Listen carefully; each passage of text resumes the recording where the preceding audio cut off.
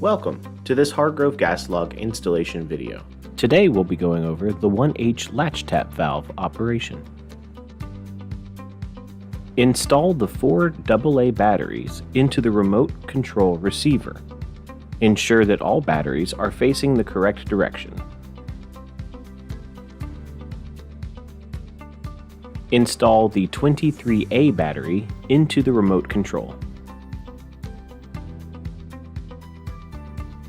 Switch the receiver switch to the remote position. Press the Learn button with a small screwdriver and make sure to listen for the beep.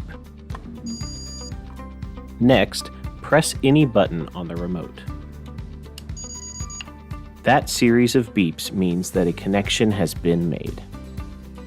Connect the wires from the remote receiver to the matching terminals on the Latchtap block.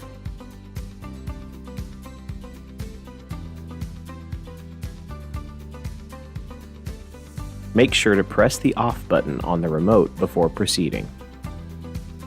Note the 3 settings on the control knob: on, off, and pilot. Before lighting the pilot, make sure the main gas supply is turned to the full on position. Turn the control knob to the pilot position. The knob should pop out slightly.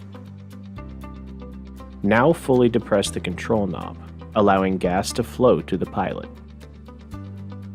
Now light the pilot.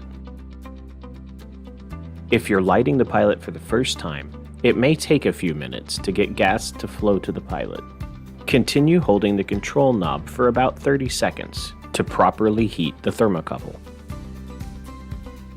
Now release the control knob. The pilot should remain lit.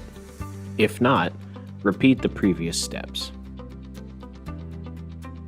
Turn the control knob counterclockwise to the on position. Now your valve is ready to be controlled by the remote. This valve system allows you to adjust the flame height manually.